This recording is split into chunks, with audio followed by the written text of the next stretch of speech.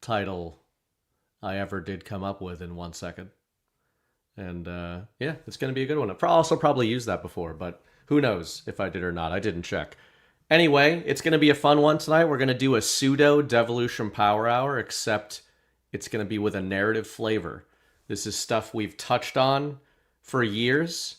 Maybe even a couple years ago, we had a deeper discussion about this, but kind of realized we talk about devolution so often, or reference it so often, that I think it's been a while since we've actually kind of dove into the actuals, the narrative in keeping with what I do here, and sort of revisiting the past, revisiting the series, revisiting the theory in light of everything we know now, everything we've witnessed, and the direction we think things are going in.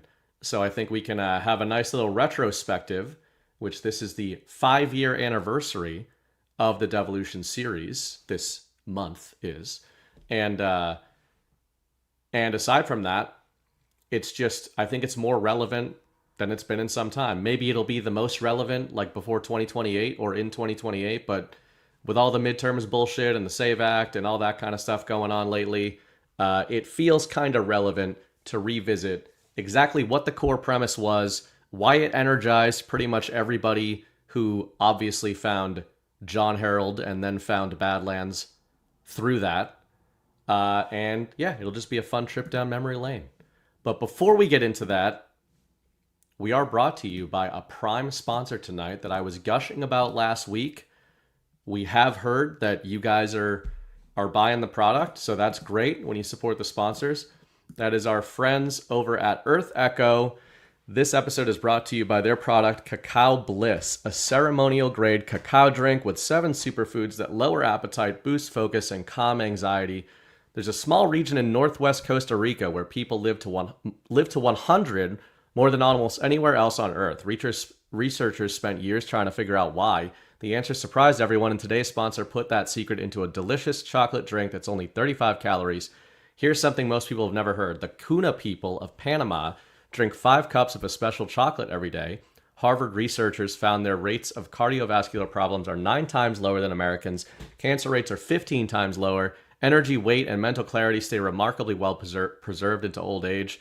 The reason is flavonols, natural compounds in raw cacao that modern processing destroys. Research shows high flavanol cacao can increase stem cell counts by up to 220% and improve blood vessel function by up to 47%. You need the ceremonial grade stuff, though, the raw, real form found in nature. Learn more and get special discounts and free shipping today at trycacaobliss.com/badlands. That's trycacaobliss.com/badlands.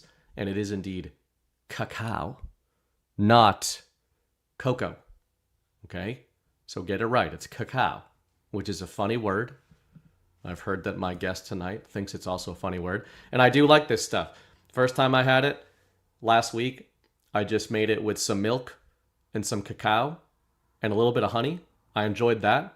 And then I started doing what's the new trend at Badlands, which is to mix it into coffee. And I think that's the move. That's the winning move. So give it a try. Let us know what you think about it. And I'm sure, when we're all 100, we can look back and be like, it was cacao. It was Cacao Bliss, obviously, that did this. So anyway, sometimes and unfortunately tonight, I am joined by Patel Patriot, Jon Herold. How's it going, man? It's going well. I'm happy to be on for the second iteration of the show called the Devolution Evolution. Is it the second time? Yeah, you did it for episode 3 too. God damn it. And we probably tried to have the same... We probably tried to have the same discussion, but we didn't, I bet. Yeah, probably not. I don't know. But whatever. I knew I had used that before, but I didn't check. So anyway, this is going to be the real version of that. Maybe I'll name it, rename it Devolution Evolution Part 2. But anyway, man, before we get into all that stuff, can we talk about how fun of a word cacao is to say? It is so much fun to say. I want to get it tattooed on me or something. Cacao. It makes me think of like, I don't know, like a crow, like cacao. Like that's how you should say it, Yeah. Like people can just like shout it to each other through the wilderness. Yeah. It's like if you're in a crowded mall or something, you're trying to find somebody.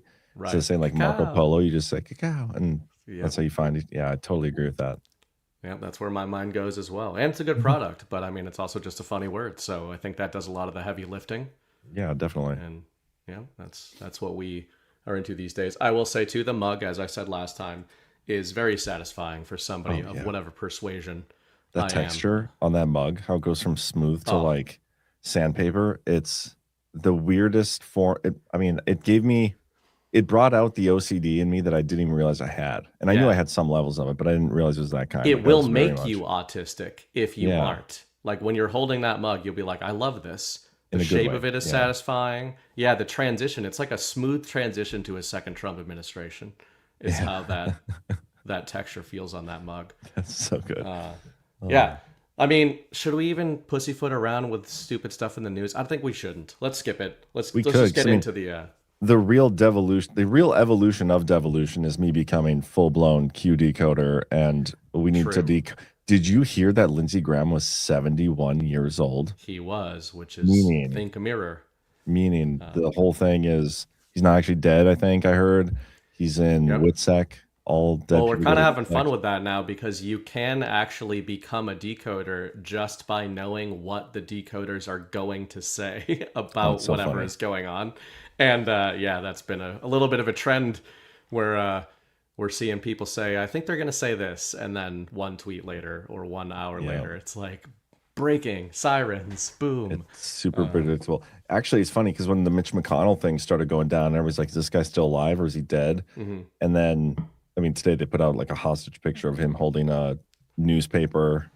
Like, here, man, you just hold up that newspaper so everybody can see what you're reading, Yeah. not It to feels show the Jimmy date. Carter-esque Yeah. a little But anyway, bit. when he was like first disappearing, I was like, I wonder how long until they start tying the Mitch McConnell stuff to the John McCain stuff through the decodes.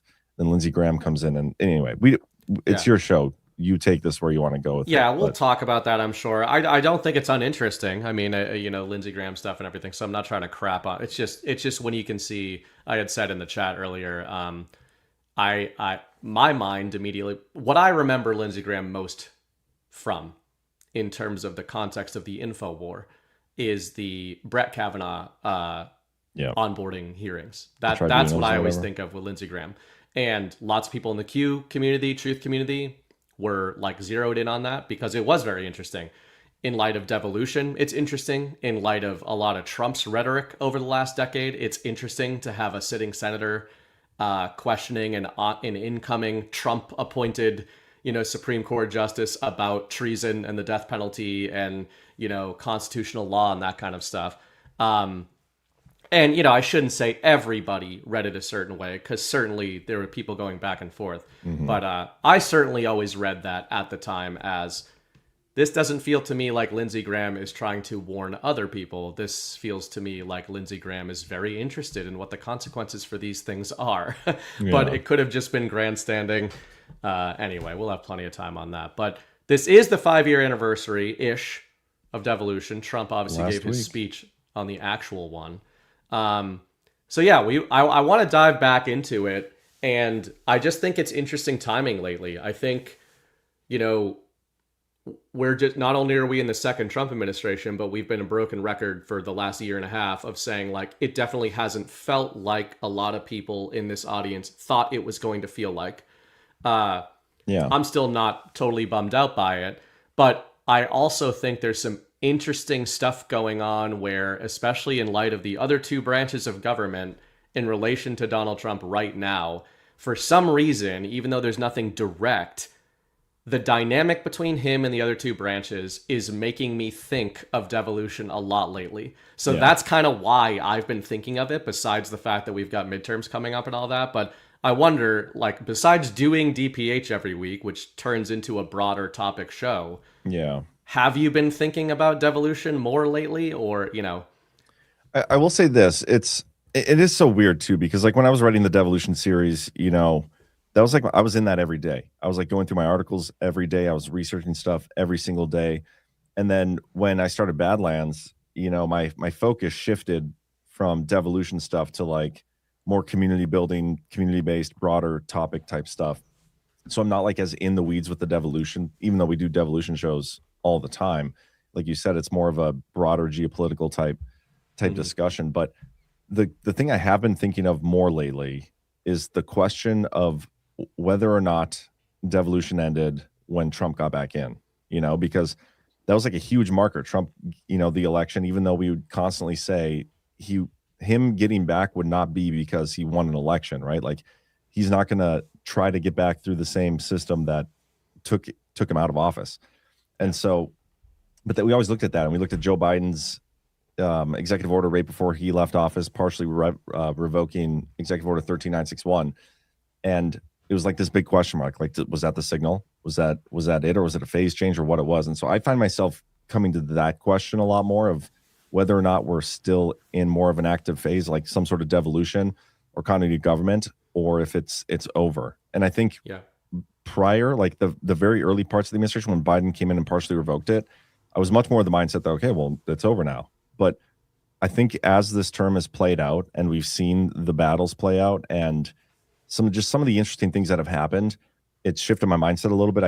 I do think it's more likely that it's still possibly ongoing, and maybe we can have that kind of discussion tonight of why I think I'm leaning that way now. And again, to preface this entire conversation before we can get into it, devolution, it's still just a theory. It's one that I fully believe, but I'm not claiming inside sources. I don't claim to have all the answers. I don't claim to know for sure my interpretation of events here is for sure what's going on.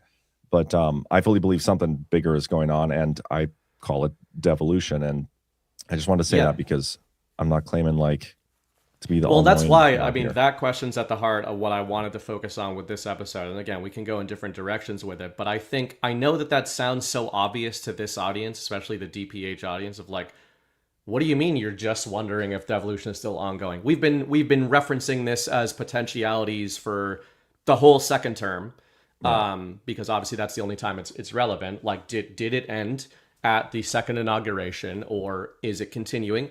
If it's continuing, what form is it continuing in? Why would it be continuing?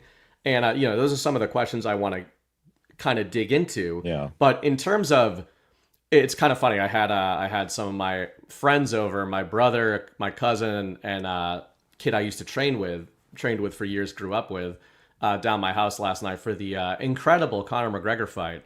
It's the first time I have people over for the fights in like years, and that shit happens.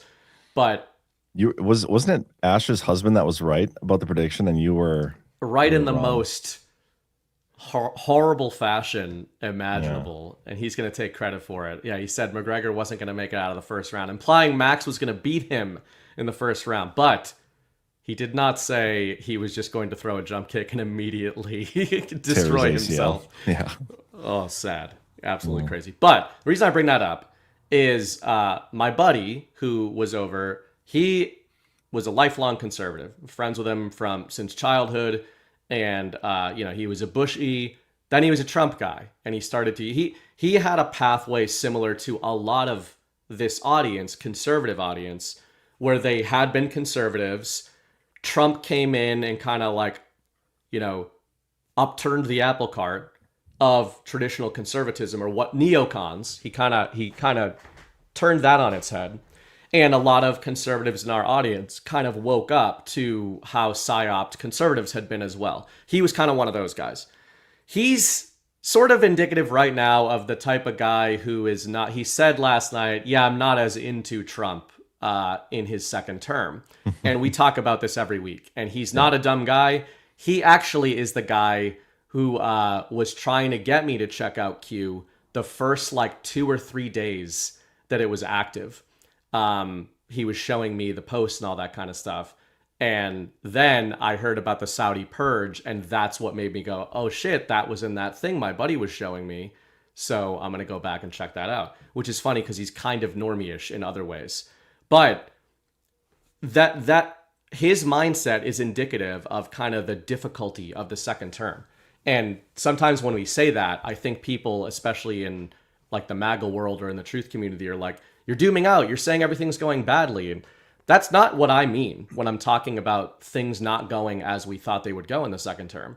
It's more, I think, and the reason I think devolution is so relevant in this context, I wonder, why are things not going the way all of us thought they were? Is it that we had the wrong expectations? Sure, that's an obvious kind of way to go. But what does that mean? What were the expectations?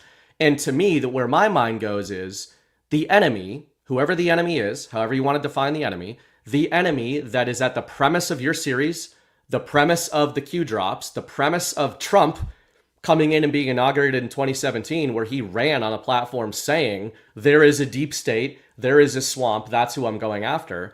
The entire premise of your devolution, series is that there is an asymmetric war, for lack of a better term, an insurgency embedded within the United States government, and that would be why a continuity of government operation by constitutional and sovereign patriots would be necessary. Yes. So if we take that as the premise, and right now in the reconstituted term, or however you would put it, things are not going that smoothly from the perspective of a lot of us, why would that be? And to me, it would be, well, that enemy is still very much there.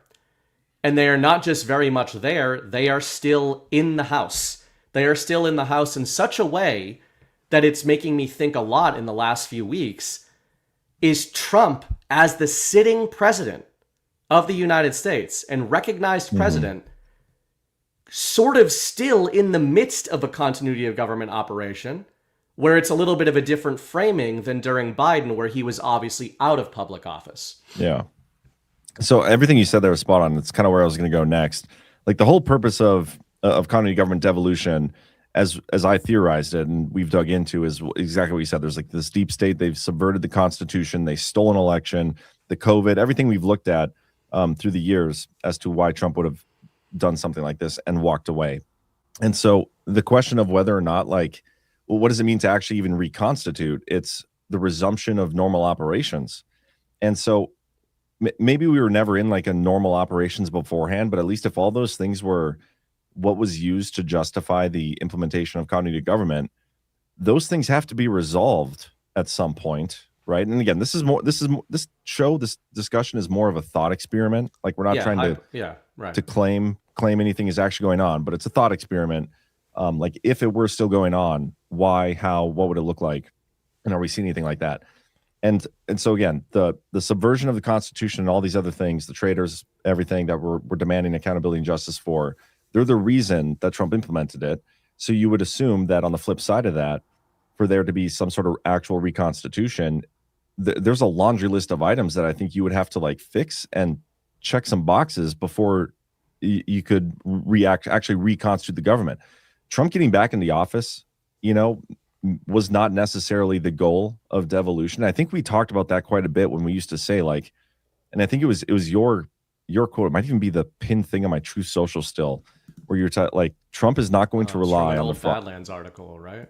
Yeah. No, sorry. I think it's an old devolution clip. Trump is not going to rely on a fraudulent election system to get back into office. But I always theorized like he was for sure coming back. There's no way that he wouldn't come back into office if we're right about devolution. Like he's going to be back as president at some point. We just don't know what it looks like. And there's no way that he's going to walk away and just like, oh, well, I hope I win again. Like that didn't make sense, right? So I think it's not just the accountability and justice stuff that we need to see. It's the fixing of elections. It's probably the fixing of some financial stuff. Like you got to go through a laundry list of areas where the enemy or the deep state or whatever you want to call them, the establishment has embedded themselves, like the bureaucracy. You have to demolish a lot of those things and fix a lot of those things hypothetically before you could reconstitute the government.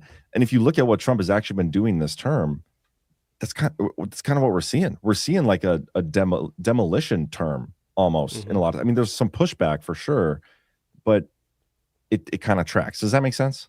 Absolutely. And that's why we could go in different directions, but let's go in that direction because as I said, the one reason I'm thinking about devolution more literally lately is because Trump seems embattled. Now, and that's not shocking to anybody. I understand, like, even if there was no continuity of government in any way still active, and everything was as it appears, in the mainstream, you could still use the word embattled to describe Trump, right? You could use that Oh in the yeah. first term, you could use that in the second term, third term. That's politics, that's culture, that's the way things are. When I'm saying embattled, I more mean it seems obvious to me, and I think obvious to a lot of our audience, that Donald Trump is embattled from within his government. Yes. From within, like in a very directed, subversive, perhaps insurgent way. It seems to me that like that's pretty obvious. I don't think that gets a lot of pushback from the Badlands audience. So that's Not the one side Badlands of it. audience. Right, the Badlands audience. It does get pushback in other audiences in the wider full control community. audience. Yes. Yes. Now, when I say embattled, that doesn't mean he's losing the battle. It means he is being challenged. He's being challenged from, like, the refrain I keep using is from within the house. Like, the enemy is still in the house. It's not that, I think maybe we used to think of this as, if we get reconstitution, whatever you want to call it, continuity of government ends, the Trump administration is reinstalled, there's sort of a feeling of, yeah, you still got to mind your P's and Q's and, cross your I's and dot your T's or whatever the hell the opposite, because that was retarded. You don't cross I's. That's insane. Well, unless you're but Patel. that's true. He does. That's more of a lazy eye, though. But anyway, continue. I can't imagine why he hates you so much. Hey, if he's gonna dish it at me, I'm gonna dish it right back. Yeah. I have nothing to do with him. He has nothing to do with me or his words. That's true. So I think it would be reasonable for everybody to have assumed that the Trump administration was going to be embattled even if continuity of government fully ended, and that phase ended, right? I'm talking about the manner in which they seem to be embattled. I don't have confidence that everybody in Trump's cabinet is on Trump's side. I don't have full, and again, I'm not making, like, most of our audience agrees with this kind of stuff in terms of, do you have full confidence that every person in that room is actually one of the guys, is actually in on the plan, is actually part of, what Trump's been running? Congress, the courts, we can get more into that. But that's one half of it in terms of him feeling embattled, or it seeming like he's more embattled than maybe we thought he was going to be from inside the administration. The second aspect of it that I think also makes me think of devolution is, you and I have talked about this part of it kind of a lot on the Power Hour during the second term. Does it feel like Donald Trump came into his second term and has been governing from the start of it with the posture of somebody who thinks that his administration is in control of the government? Or does it seem like he is running contingency plans and game theory? In other words, maybe a better way to put this is, as my buddy, I lost this point earlier, as my buddy pointed out last night, why are Republicans and why is MAGA constantly talking about winning the midterms to win the thing that we are told we currently have? Why are they so desperate to win the thing we currently have if the thing we currently have is not working in accordance with Donald Trump's wishes? Yeah. And that is one of those things where Trump came in 2025 just firing off executive orders. And as I've pointed out in the DPH a lot recently, it just seems like he had a posture of somebody who knew that his administration and Congress that he controls through MAGA, through the Republican Party, was not going to be on board with his plan for governing. And that to me does not seem like, oh, we've reconstituted, everything's just running on rails. It seems like he knew, nope, they're still here, and we're now in a different phase of whatever this operation was, rather than this operation is over. Yeah, you nailed it there. I do. It does feel like a phase change. In retrospect, that's what him getting back into office was. But you're absolutely right. Like, you look at the two other branches of the government, and it's just like the first term. Trump is just as embattled against the people in those branches than he was the first term. Like, it's almost even more so, because the first term he was like, that was more so a direct battle against the intelligence community and the media. Okay. And I think over time, he's gotten a control over the intelligence community to a degree. I think he's still dealing with some things there, but he's got much better control there, I think. And I feel like he's got much better control against the media as well. The first term, they were able to weaponize lots of narratives against Trump and they were almost all consuming, like the Russiagate hoax, the impeachment stuff. That stuff doesn't work now. Like they try to pin him on Epstein and all these other things, and they can't pin him anymore because they don't have the control that they used to. So I think Trump has effectively, not fully, but effectively managed those two elements. And a lot of the times those are very much the same thing. But then this term, I feel like he's much more focused on a battle with the other two branches. Like we always talk about, he's constantly looking to, find the outer limits of his constitutional box and whatnot. And SCOTUS is doing things that we disagree with, and Congress has been completely feckless, and if anything, working against him. And with those two things in place, like I don't know how you could possibly come back to the conclusion that, like, yeah, it ended, because look what we're up against. If I feel like if Trump had if the elections were fixed and we had all this accountability and justice, and really comes down to the elections, there's so much more that we could get done in such a quicker scale if we had true, honest elections with actual America First individuals in there that were actually codifying Trump's agenda. They haven't codified anything. Could you imagine if they had went through and actually codified all these executive orders that Trump had put into place? Like, we would have a sovereign wealth fund. We'd have a Bitcoin fund. We'd have, like, home price would be down. Gas price would be, like, everything would be completely different. But none of that's happened. And people are trying to pin this on Trump. But it has nothing to do with Trump. And I think Chris Paul said this really well last night. The things that they're trying to pin on Trump cannot be blamed on him at all. It's everybody else in the GOP and the right, in conjunction with the left. It's the uniparty and all these judges and everything, the judicial branch, who have done everything they can to stop Trump in his tracks. And I still think he's managingly fine, but it's like, still, that's where the battle is this term, much more than it was the first term against the intelligence community and the media. That's exactly where I wanted to go next. And I think, kind of everybody at Badlands has been talking about this a lot this year. But, DPH, certainly, the three of us have been talking about this a lot. I would say Ghost has been talking about this a lot for the last couple of years.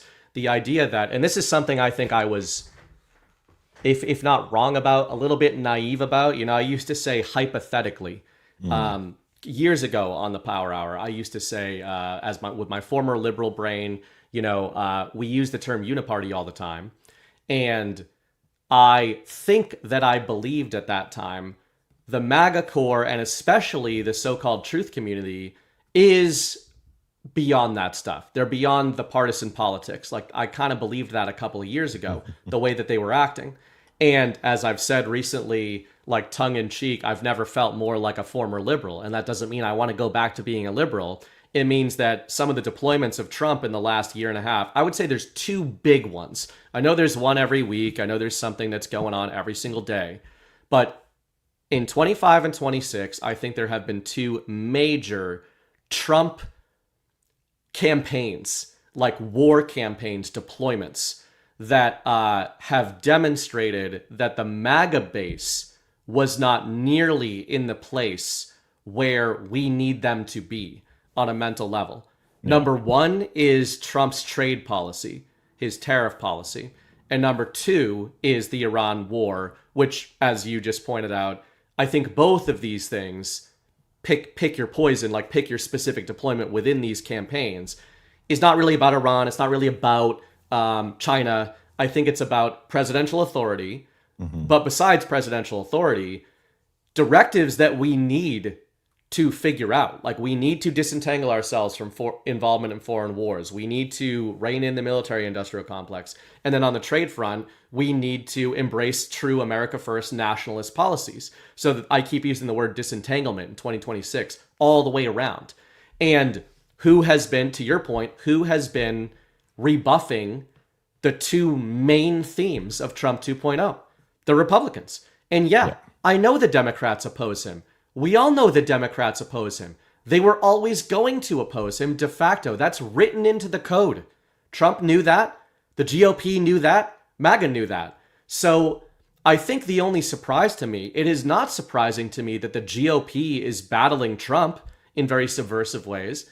It's surprising to me that that has surprised people in the truth community. And the irony is, I now kind of think a little bit more positively of that, and going back to continuity of government, whatever operations may still be ongoing, I think maybe as we transition into the why would it still be ongoing in some form, if it is, that's your answer to your point. I do agree that he largely has the media kind of in a different paradigm now that is much better.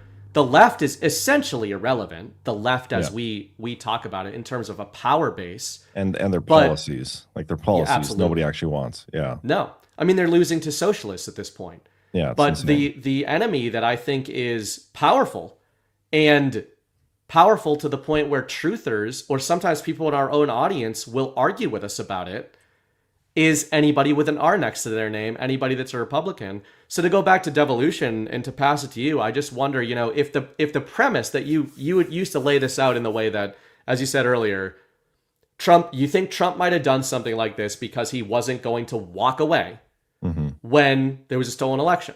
Well, what does that mean? It means he wasn't going to walk away when the enemy was in control. So if the GOP and the Uniparty is in control right now, effectively, of large swaths of the government, then why would Trump walk away? Does that mean he'd still feel the need to keep aspects of that operation going? Yeah, and it's tough to, again, the self speculation because we don't know the finer details, but him coming back and like taking over the public face of the commander in chief, and I still believe that when he walked away, by definition, devolution, he was more of like an advisor. Like some authorities were spread out other places.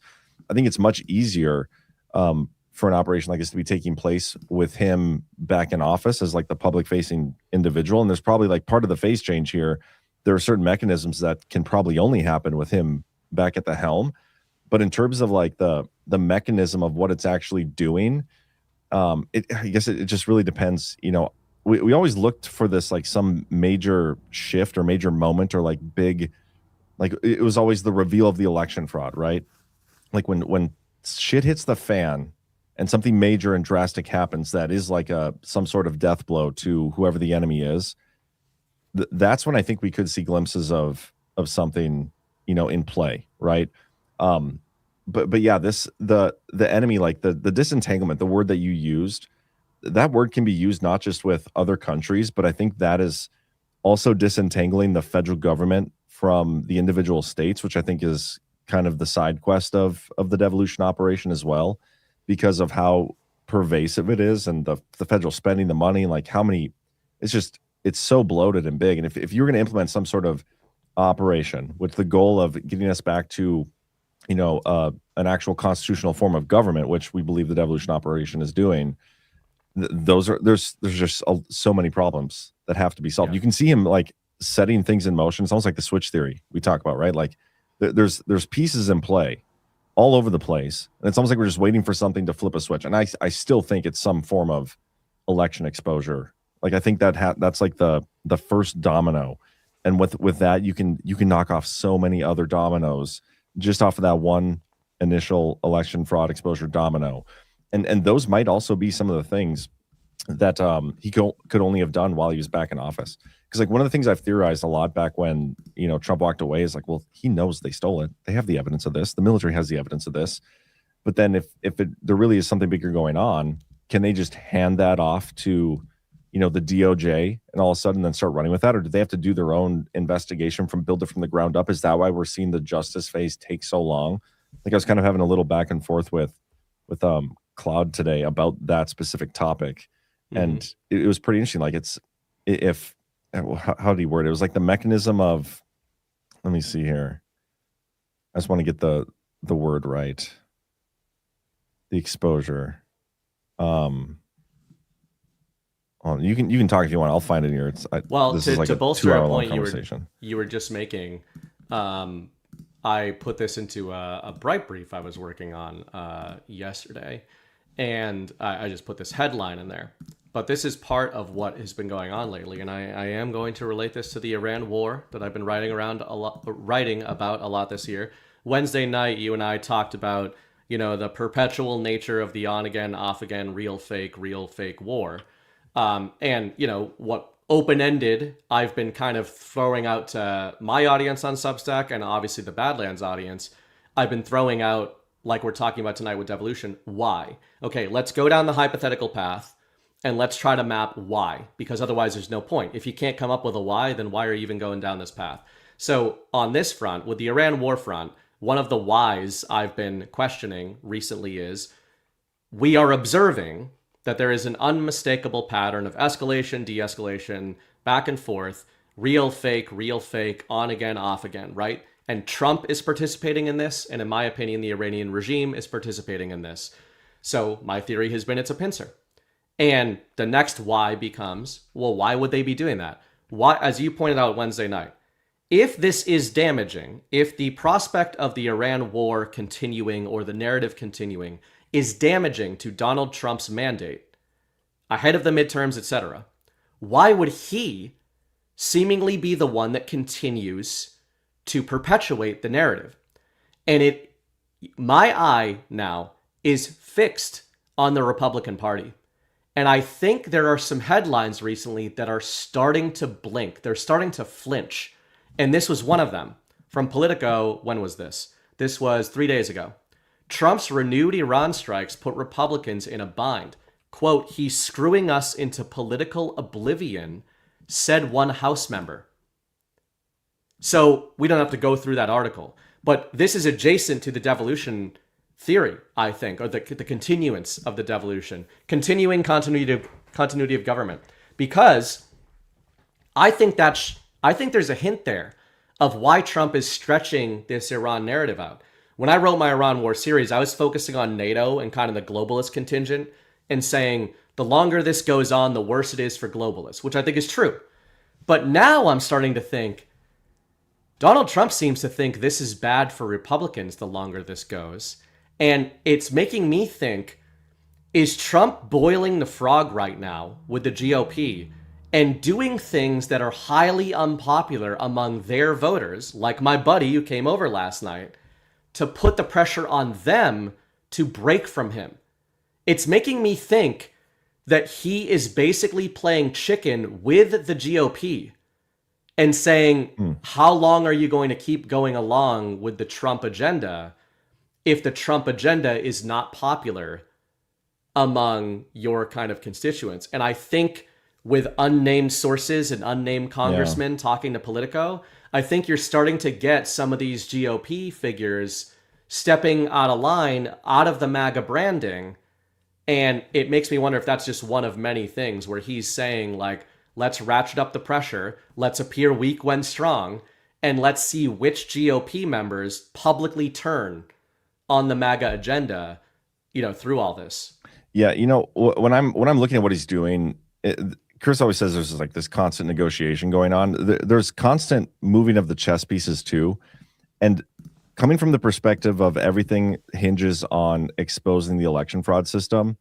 Like how does what he's doing now affect that? Like there's multiple things that can happen with the midterms themselves, but there's either going to be we fix it or we don't ahead of time, right?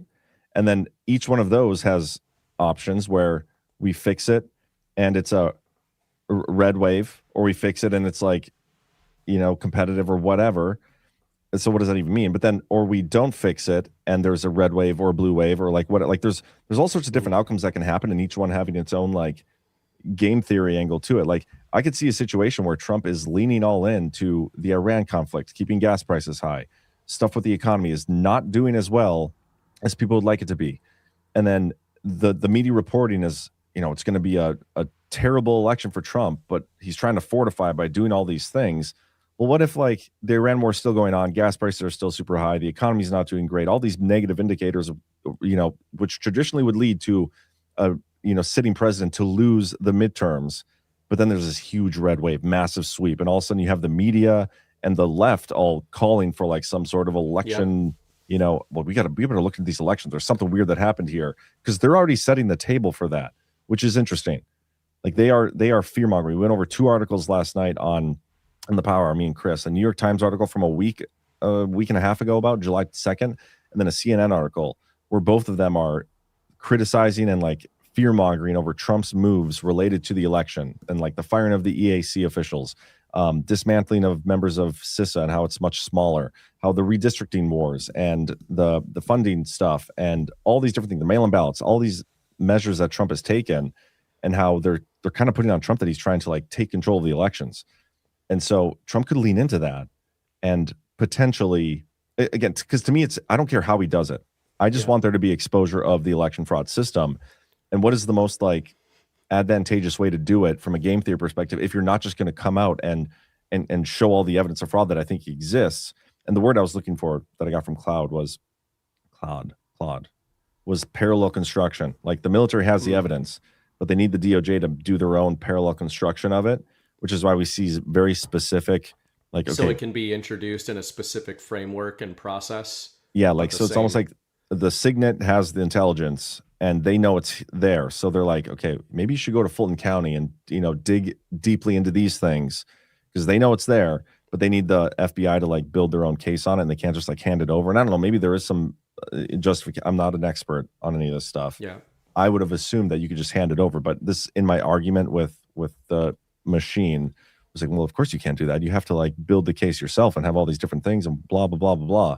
Maybe that's what they're doing. And that does take time. Maybe there are earnest people. Maybe they're all limited hangouts. I don't know. So I don't know where the election fraud exposure is going to come from. But if we are right about continuity of government, devolution, if people are right about the Q operation, it has to come at some point. I do not see a way forward without that happening. Like it's a very difficult for me to envision. I'm not saying it's not possible, but it's very difficult for me to envision a scenario where that doesn't happen. And so those are some of the fun things I'm playing around with when it comes to the midterms of if we even have them, because I would love to see them canceled. What are some of the game theory situations around it based on the narratives that are floating right now? And, who would benefit from a huge red wave with all the narrative seeding we've gotten? It would be Trump, because the left is going to be screaming about election fraud. And maybe that's an avenue to pursue it, actually, finally. I love that. And I love that parallel construction idea. One of the notes I had for a little bit later on, I wrote parallel governments, but in a different context. But that kind of adds to it a little bit. But, it makes me think, I mean, either way, we've been saying for years, it stands to reason, and I don't think we'd get any pushback from the audience, that whatever evidence there is of our fake election system, and therefore the treasonous conspiracy of the insurgency that has been masquerading as our government for the last however long, pick your timeline, that we think Trump and this operation is opposed to is running a counterinsurgency. I think that's the best term to use with all this stuff. Of all the info war terms that get thrown around, we're talking about 5th gen warfare. So what is the Q-op? What is devolution? What is the Trump administration? To me, each of those things are mechanisms or tactics within the grand strategy, and the grand strategy of whatever the plan is a counterinsurgency. Yes, right? I agree with you. So it's kind of like that's the macro. That's what the war is. It's a or that's what the operation is. And then devolution would be a core pillar of it. The Q operation, as you wrote in the Devolution series, if it came from white hats and patriots connected to this, would be a parallel. Speaking of parallel, I've always seen those things as parallel operations. Devolution, to me, these things fit like puzzle pieces, which is why I think so many Q people not only found your work, but were absolutely hooked on it. There was a time, and I know a lot of our audience remembers, there was a time when Q people loved the devolution theory because it was like a great mechanistic puzzle piece fitting into the grand tapestry of what we had been told is a military intelligence operation, right? And as you wrote in the Devolution series, when you touched on Q, when you devoted at least an article to Q, one of the ways you framed it I liked, which was about psychological operations, right? And you could say that was part of devolution, but I think it would be more like this is a parallel operation. Just like if you're in a war campaign, you've got like the French theater, you've got the Italian theater, you've got the British theater. It's all part of the same operation. Right. They're the same. The operation is World War II, the Axis versus the Allies. But the strategies, there are these different pillars and these different strategies and mechanisms.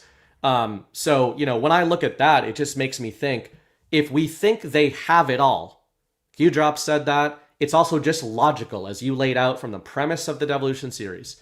If they have it all, if Trump has it all, then what are they waiting for? And I think that's what I'm not saying that as a doomer. I think that's been like one of the core animating questions of Badlands from its start, of a lot of us, has been, what are we waiting for? What are we doing? Q people, devolution people, truth community people, even a lot of MAGA people who have followed Trump's, rhetoric about the deep state, about Russiagate, about collusion, about treason. He's said all this stuff very publicly. You don't have to be an InfoWar person to know that Donald Trump has been claiming he's essentially part of a counterinsurgency for 10 years. So the question becomes, why the wait? And I think that's where it gets interesting, of looking at the second term and looking at, it feels like things have escalated. With him back in office, the fact that things have not gone the way people thought they were, I think that the silver lining to that is it is starting to get people to look at this. Maybe there's parallel construction from a actual perspective, like you're talking about, like a legal perspective. But it also makes me think, Chris and I often use the term like translation layers or vehicles and all that kind of stuff. And I think, maybe that's part of what's going on with a continuing continuity of government operation is, hey, we do have it all and we can deploy it. We can deploy the Trump card or Trump cards whenever we want, but we are still running certain operations and we are waiting for we are trying to do certain things. So I wonder if you think they're specifically waiting for certain markers or to achieve other things before, pushing that red button with the election or whatever else it is. And if that would lend credence to the idea that while they're checking more things off the list, and while there's still an insurgency going on, that they would need to keep an operation going. Yeah, I mean, that's an interesting question. To me, well, first of all, when you're talking about all the Q people used to love the devolution stuff, those were such good times, and there's no reason they still shouldn't, other than the douchebags who have been weaponized against Badlands have made it not so for some people. But that's neither here nor there. And in terms of like whether or not, like what are they waiting for? Like what's the specific question you have? Like what are you trying to drill down on? They're waiting. If they have it all, it stands to reason that they have chosen not to do some of the things this whole community thinks they could do. Reveal evidence, disclosure, justice campaign, election system overhaul, right? So I guess the question would be, if they are waiting, what are they waiting for? Is it psychological? Is it actual? Is it mechanistic? Like, is there something they need? Are there things you think that they could need to achieve before they do that? Well, let's go through this, because I mean the short answer is I don't know. But I mean, we could speculate what that might be. And this is some of the things we've harped on in Badlands for a while, of why we operate the way we do, is because if I had to guess what it is, I think it's like on an individual level, people aren't ready. And I'm not saying they can't handle it. It's just, I'm saying that they aren't activated enough. They aren't like in a position to actually affect change enough based on the information they could be receiving. Like if you truly think about it, there are very few, and maybe this I'm speaking out of turn, but I'm just saying from my own personal experience, like there are very few groups that are like actively dedicated and looking for solutions to like fix their country, like, like-minded individuals within communities. I'm not saying they don't exist. There are some, but there are very few that are like taking that approach the way that we do. And I'm not even saying that I fully believe that our approach is the accurate or right approach. Maybe there's a different approach, but I don't think the media is a roadblock for whatever they have going on, because I think they have been almost totally and completely delegitimized. Okay, so let's take that off the table. The media itself, maybe they can still affect some things. I don't know. I don't think it's. I mean, I think the intelligence community, they still have enemies within there, but I don't think it's nearly as controlling as they used to be. Yeah, I see Congress as an issue, and how many people. Maybe it's just the fact that so many people still believe that our government does have any form of legitimacy. Maybe that's just what it is, because that's what we harp on so often. Like, the government is illegitimate. If you can just recognize that, there's so many good things that can come from that. But so many people, even people in the truth community, still participate as if, the right versus left, Congress, we just need them to pass the SAVE Act and the filibuster, and these people will save us, and all those things. Maybe not enough people recognize that. And then you can make the argument, well, if that's the case, why doesn't Trump just come out and talk like that? And that's a valid question too. I don't know what the weight is. And I've been of the mindset for a while now. Like I used to justify it, be like, it just takes time. You have to move the apathy needle. But I've been of the mindset for a while, like, if you have it, I am sick of waiting. I understand you have your reasons. I get that. I don't know what they are. I know you're not going to tell me, but I'm personally sick of waiting. Just rip the Band-Aid off. And I don't know why they don't do it. I really don't. Well, part of what you said there, if I'm gonna go like, where is my leaning? It's not to say that wake up the normies, but there's an aspect of that. And as I said earlier, I think what is being exposed right now is, and I think this will increase. I think this will ratchet up as we head to the midterms. I'm kind of hoping for essentially a GOP rebellion against Trump, because, and by that I mean GOP politicians. Because I think I think I said this at GART, and I can't remember if it was a private conversation like over lunch or if we were on a panel. But one of the things I said in Deadwood was about elections and about voting. I think I posed a hypothetical. Let's say that somehow we knew that the midterms were secure and real. Do we have confidence, given everything a lot of this audience and us have said about being surprised at how captured normie MAGA is by the uniparty still? Like that's my argument. I think a lot of MAGA is still captured entirely by the uniparty. Yeah. I think there's more people in the truth community watching Fox News now than in 2017. Yeah. And I think there's been a regression. We've used that word. So if you look at that, and let's just take that as a hypothetical and game it out. If you have real elections, but that is the psychological environment of the MAGA base, is that a good thing? Does having real elections get the job done that we need to get done in right now, in this era of Trump, if MAGA is looking to rush headlong into a voting booth, a real voting booth with real votes, to cast those votes for people like Lindsey Graham and Nancy Mace and, on and on and on. Name whoever you want. Like, are those people going to save the country? Is that what we're looking for? And I guess that's where I go with it. And I go, I use this boiling the frog kind of refrain with Trump and the GOP, and I'm starting to really think, with all the tension of this term, is he stretching this timeline, including this COG timeline, this devolution timeline, and saying like, no, I'm going to show everybody, to your earlier point, I showed everybody who the media was in my first term. The left showed everybody who they were in the second term.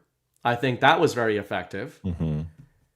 So now who is left to show everybody who they are in the third term? Like, there's one enemy left on the game board, I think, and I think it is the Republican Party. Yeah, says a lot.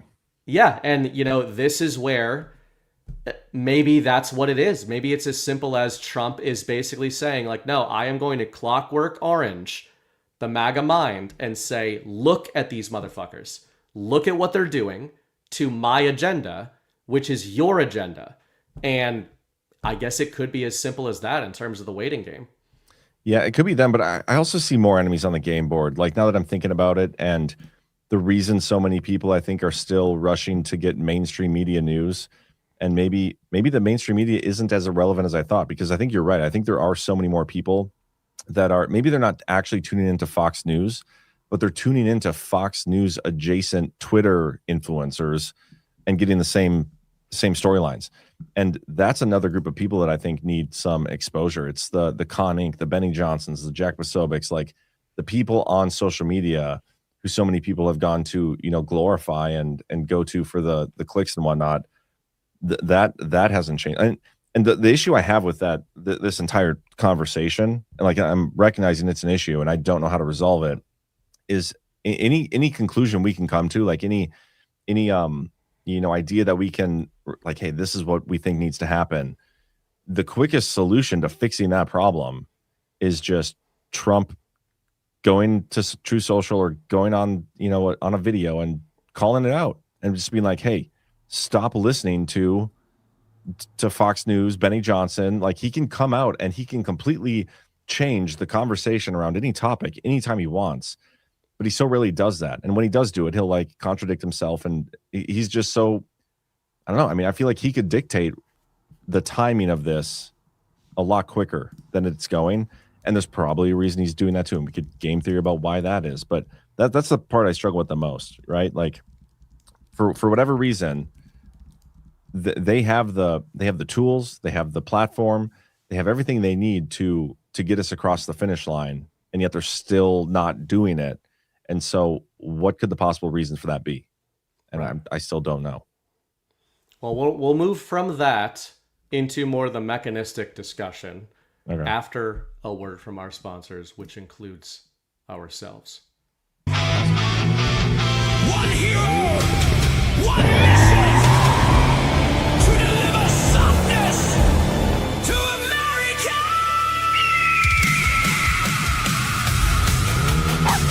No, Gigi, we can't stop your snacks, dude. We have to deliver all of these soft disclosure gift cards. He goes by Zach Payne. The motion detector.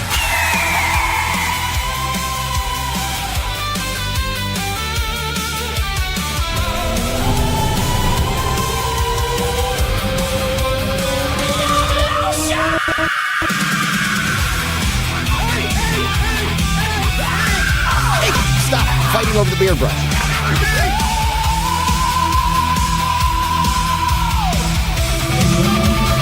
Life finds a way. Hydrate your elbows, moisturize your soul. Feel the rhythm together. You feel alive and let the lotion roll. Soft disclosure, hear the cry. Maximum softness, do or die. Muffin, hit it.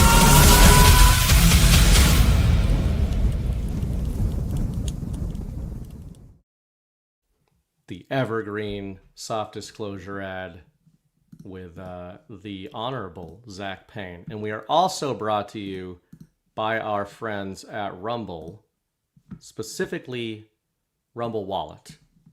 We hear a lot about crypto, but here's the part most people miss.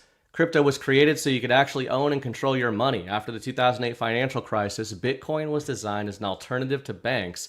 So instead of a bank holding your money, delaying transfers, or limiting access, you're in control. And if you've ever had to wait for a transfer to clear, you've felt that problem.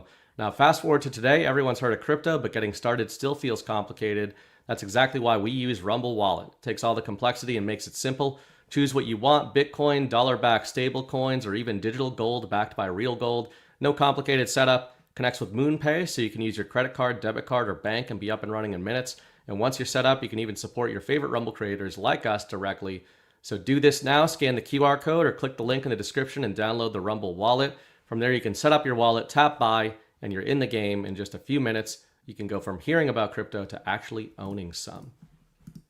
Thank you to Rumble Wallet, and thank you to those of you who support us using Rumble Wallet. Yes, we appreciate that. Yeah, much appreciated. All right, so as you know, the narrative tends to go off the rails, so I'm trying to keep myself focused on this one. So, we laid out, all right, it's possible, it's at least hypothetically possible, that some form of continuity of government could still be in the offing. And while we don't know the specific why, on timing, on all of that, I think we did outline a general why that much of the audience would agree with, which is, hey, the enemy is still here. There is still, the government is not cleaned out, right? The insurgency is still active and operational, even if maybe we would probably agree that it is weaker. Like, the insurgency is in a weakened state than it was in maybe when Trump was first coming up. Yeah. You don't have to agree with that, but it feels to me like maybe they're not where they were at, but they're still there. So if that's our kind of operating premise for this hypothetical, then the next part of it would be, if some form of continuity is still in the offing in the second term, what form, how do you think it differs or would differ from the devolution operation you do think was implemented for the 4 years before this? And then the second point to that, which would be maybe a longer section, is what could be the mechanisms of that. But first up, what are the general differences that it would be? Do you think there's like partial continuity of government operations when you were researching all this stuff? Yeah, researching it, I feel like devolution was more of a preservation mode, right? Like devolution during the Biden years, it was preserving things, and it was Biden the playpen. It could still move around, it could still do things, but it couldn't reach the cabinets. It couldn't get into the poison or whatever. Like that was such a great analogy. And that's how I viewed that. But with Trump coming back in, we no longer have to have a baby in the playpen. Trump has full reign of the entire house, and he can do things however he needs to. And so if devolution is still in place, like the same battle is still going on, the end goal is still trying to get to the more constitutional form of government. And the devolution operation, like if things don't go well, maybe, or something happens, it's still there to safeguard things. Like I still think that principle is there, but I think this is a much more overt phase of it. It would have to be with Trump in there. Like they can actually work to dismantle things very publicly. Like they can dismantle the machinery over the authority and control of the country from the executive office, instead of having to like sit in the waiting behind the scenes and just allow things to, I don't know, do as they will. I mean, there's probably still some things being implemented that they could get their hands on. Like we talk about Biden going through, and every year he would go and reauthorize Executive Order 13848. And from a game theory perspective of why would he keep doing that? Like maybe there were some things they still had control over. We could have the debate over full control versus not full control all day long. But I think like whatever this phase is, it's a much more overt phase with the goal of demolition and like dismantling things, disentanglement, as you said, where before it was the kind of preservation. And then if there is a next phase before reconstitution, it's more of like entrenching things. So to build for a life beyond devolution, beyond Trump, and beyond all these things to make it so it doesn't happen again, if that's even possible. But yeah, it does seem like we're in a more overt, active, like authority battle going on within the agencies. Does that make sense? Yeah, it's almost like there's terminology both in military intelligence and in the Q drops people are familiar with of sort of silent running. Like there's silent running operations, and then there's like active operations or public operations, and maybe this feels more like that. Like the operation is still ongoing, the continuity of government operation or the counterinsurgency is still ongoing, but in that phase shift, the submarine was under the water and now it is surfacing. Like the cannons are out, but there's still a battle going on with the insurgency. What you just made me think of is, one of the ways on DPH in the last year and a half we have framed this battle has been the presidential authority kind of battle, right? Constitutional authority. What can the president do? What can he not do? Like, is Trump trying to redefine that? And maybe in the context of this conversation, I'd like to pivot that and float a different theory. So we've seen, I think we would broadly agree that Trump has been governing in a very unorthodox manner in the second term. Like even compared to the first term, and the media tells you this, Congress tells you this, the Supreme Court is telling us this, for good and bad. Yeah. They're saying Donald Trump is governing in a way that we have not seen, at least in a long time in the United States, where essentially he is trying to govern through the authority vested in him as the chief executive, as the commander-in-chief, that sort of thing, right? And while I think we're right broadly that he's trying to redefine those powers, what if you take this continuity of government framework in mind and say, is part of the reason that he's challenging Congress or that he's ruling by decree, by presidential decree, which is what the media is framing it as, because he knows he's going to have these optics battles with the other branches of government. But at the end of the day, if there is a counterinsurgency, if there's an insurgency still entrenched, and that insurgency in large part constitutes Congress, or at least parts of Congress, perhaps the courts, I mean, that seems very obvious. And certainly the administrative state, I think, is what's most exposed in the second term. then does Trump not even need to redefine presidential authority? Does he get to just kind of do some of these things because he's got that button that has been pressed where he knows and somehow he's getting some things through continuity of government still, even while he is the active government. He's in the administration right now. Well, maybe it's more so that he knows he has the break glass in case of emergency type scenario where he can be like, listen, I'm going to be doing these things and you can try to stop me. But if it gets to a point where I need to do something and it's like a point of no return, like this, we reach a red line where this certain thing has to happen. And if you're not going to allow me to do that, then I'll just break the glass. Here's what I have. Because I still believe, I really do. And this is this part of the things I struggle with. And we've had the moral discussions about this so many times is I do believe they have the evidence of so many of these wrongdoings and the election theft and all. Like, I think it's all out there publicly the way it is already, but I think they have even more damning stuff and things that can be proven beyond a reasonable doubt to anybody when shown to them that would change the not just the trajectory, but like the perspective of so many people. And that's like what we need. Like, that's what we're waiting for. When everybody talks about, we need the exposure to wake the normies. Like that moment is out there at some point, I believe. And I think they have it and they can pull that trigger at any time. So yeah, I think he's almost operating from a stance of like, try me, because I think they know that he has all this stuff too. And they clearly knew he had everything back when he was, about to let Biden into office and all that stuff. Literally everybody from both sides of the aisle was like, okay, Trump is about to do something here that is going to prevent Biden from taking office. And everybody was scared, worried, freaking out. Everybody on this side was excited, right? Like, he's going to do it. They were preparing for war. They were ready to take the country into war over it. And he decided not to do that thing. Those circumstances, whatever he had, has not changed, I believe. I think he could drop it at any time.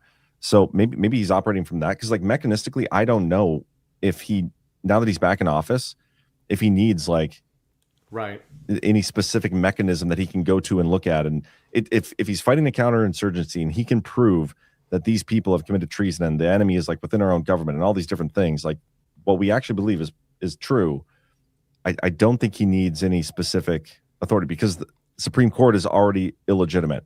They don't matter. When this stuff comes out, it won't matter what people think or if they disagree. Congress, illegitimate. It won't matter. Like, there's so many different people that would typically serve as like a checking of the balance of powers, right? Like the check his power. They're not that. They're illegitimate. Like he doesn't have that right now. There is no true check of his authority when you think about it, other than like his own moral compass and maybe people within the military like that are taking orders from him. But other than that, like it's not Congress, it's not SCOTUS, it's us, the people, and our mandate too. As long as they have that, that's all that really matters as well. But anyway, does that make sense? Yeah, absolutely. I actually think that's I guess it's so obvious, but just framing it that way it's almost, one of the ways you framed it in the original series when you were kind of talking about the legal and there's a big gray area of this authority, right? In the second Trump term, presidential authority and governmental authority is being argued about every single day. And I think overall, in the long run, it's good those arguments are happening. But even in your original Devolution series, you were talking about, the authority, and you kind of, even at that time, framed it in a similar way that you just framed it now, which is to say, throughout your series, you were looking at constitutional precedent, presidential precedent, like military precedent. Yeah. So, what'd you say? Like Lincoln and what he did, during the Civil War as president.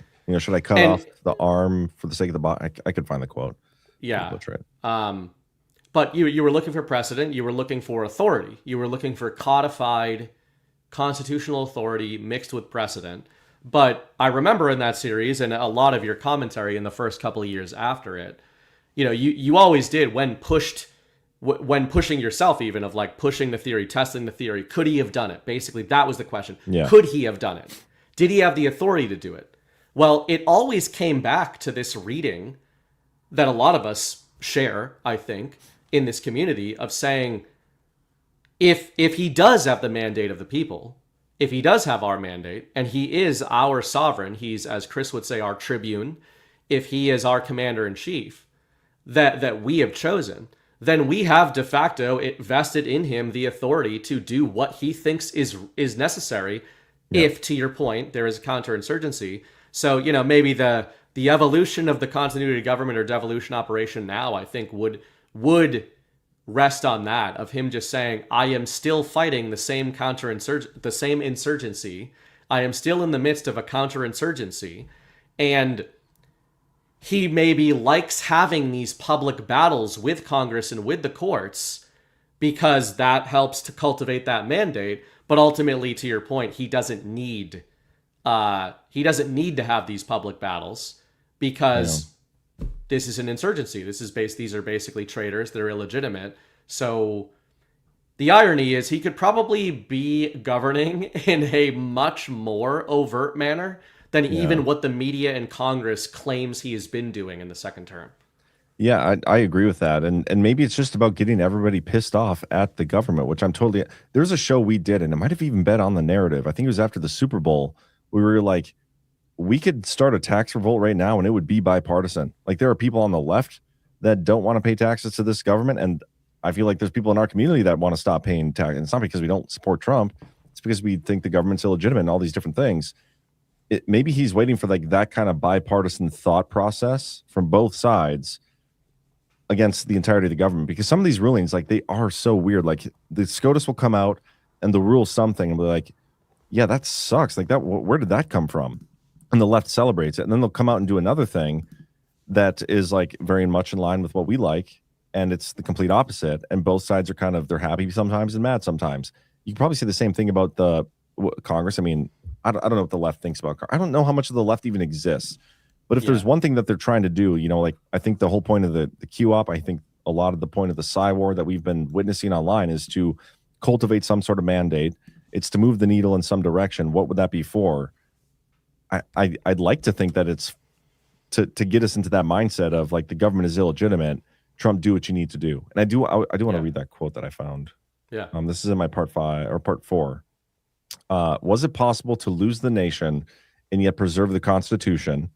By general law, life and limb must be protected, yet often a limb must be amputated to save a life. But a life is never wisely given to save a limb. I felt that measures otherwise unconstitutional might become lawful by becoming indispensable to the preservation of the Constitution through preservation of the nation. I think there's, I go back to that quote a lot in my own thought process to think of like putting myself in Trump's shoes. Some of these decisions, like, yeah, maybe letter of the law, maybe there is some things that by letter of the law, they don't fit, but that doesn't matter. It's needed because it's what's required of him in the moment to get us across the finish line, Yeah, well, and I think these are conversations that I think we've been increasingly forced. When I say forced, I mean in a good way, but forced into having at Badlands and at GART and things like that within the Badlands community, the sub-community within a community within MAGA.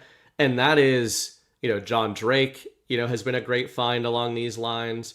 Chris Paul talks about this stuff, and we've started talking about a lot of this stuff, which is whether you're using terminology like natural law or whatever. One of the ways I think about things recently is, are we in a battle over what is legal, or are we in a battle over what is right? And I think that bangs off of your point.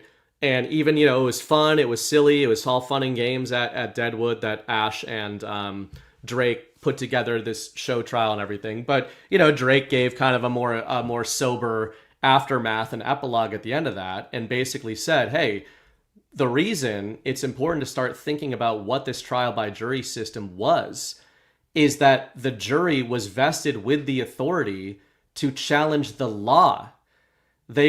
And the only way you can challenge a law is on moral grounds, not on legal grounds.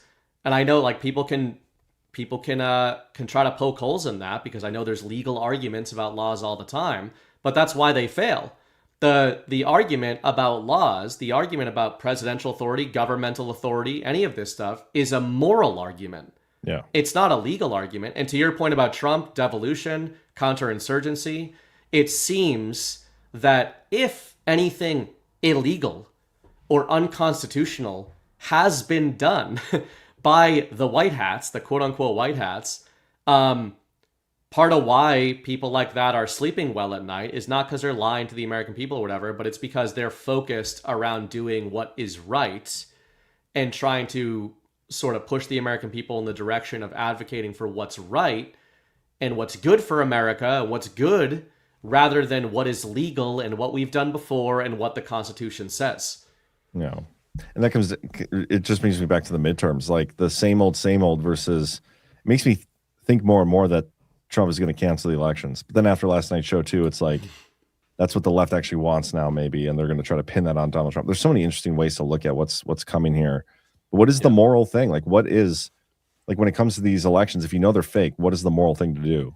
Is it to participate? I mean, we don't need to get into this. People get but that is why our last discussion, I think the last time you were on the show, maybe it was DPH, we were talking about that. We were talking about like the need to question Donald Trump, why we question Donald Trump, and it's not just to have the failsafe of what if we were wrong.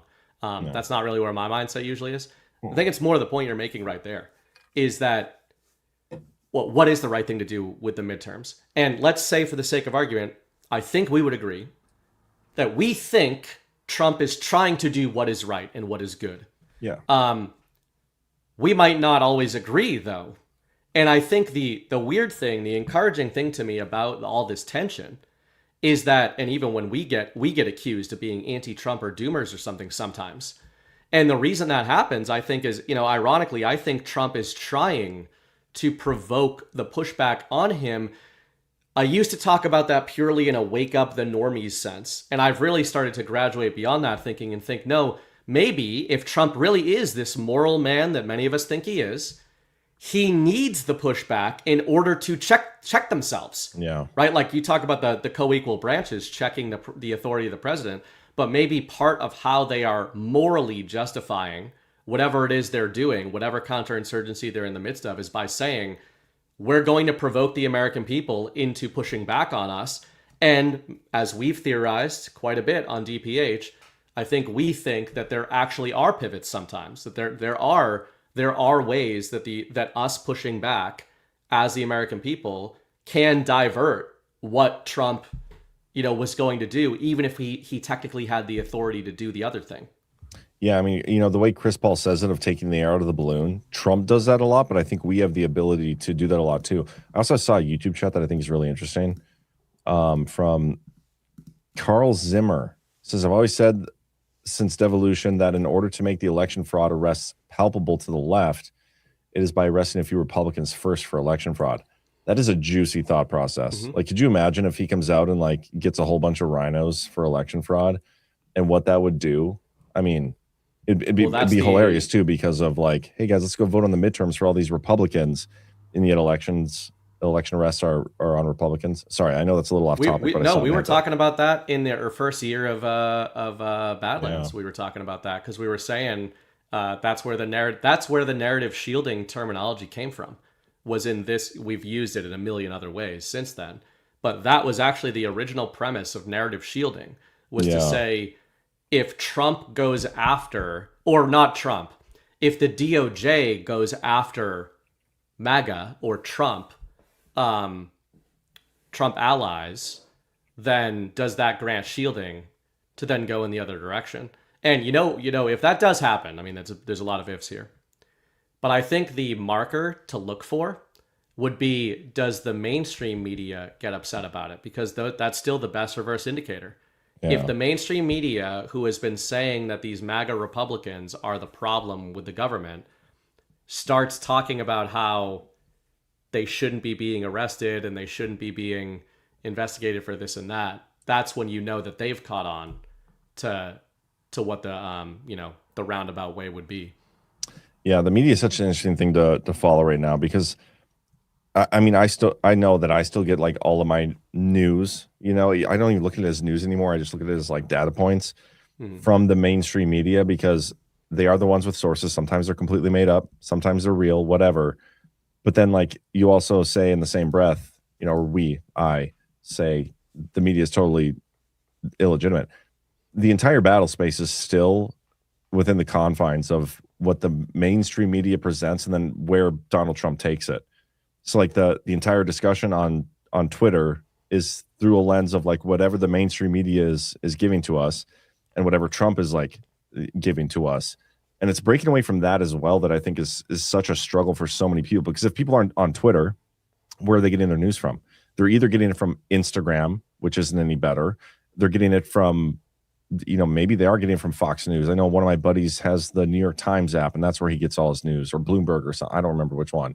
Yeah. But most people get their news from a social media app, which I believe it's safe to say that the algorithms on there are totally captured. Still, Elon Musk has admitted that.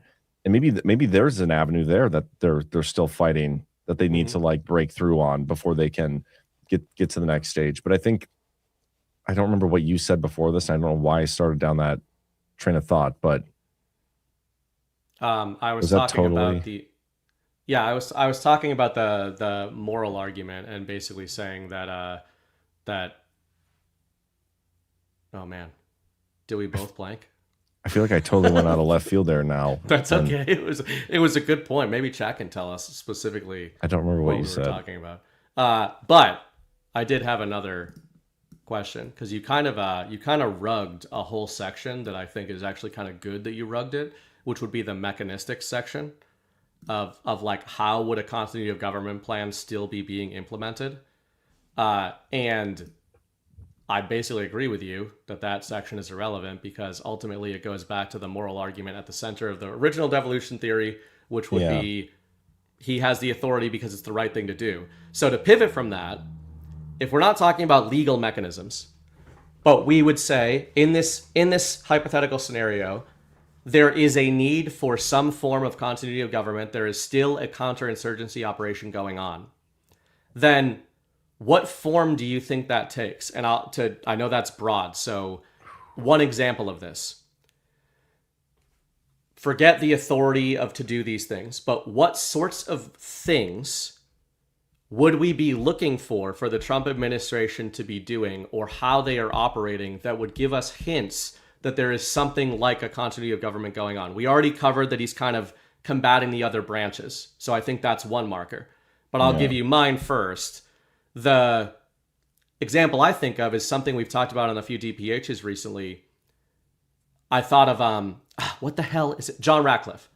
I think of him as an example and think, is that one of the hints that something else is still going on, like we used to look at during the Biden term, where we were reading a couple of those articles on some DPHs recently, where intel community assets were saying to the media, we are not worried about Bill Pulte, we're not worried about Tulsi Gabbard, we look at John Ratcliffe because he's the one talking to the president. So that's an example of like something that seems to be operating, that seems like even the public Trump administration that is in power is still doing stuff that seems odd from a personnel perspective and from basically a process perspective, specifically where it concerns national security or intelligence. Yeah, okay. So going back to the original series, right, there's a whole list of key players that we would key in on. And if we're right about the devolution being implemented in the first place, we're right about this being a more overt phase where there needs to be some sort of, like at some point there needs to be a catharsis for this to be done, right?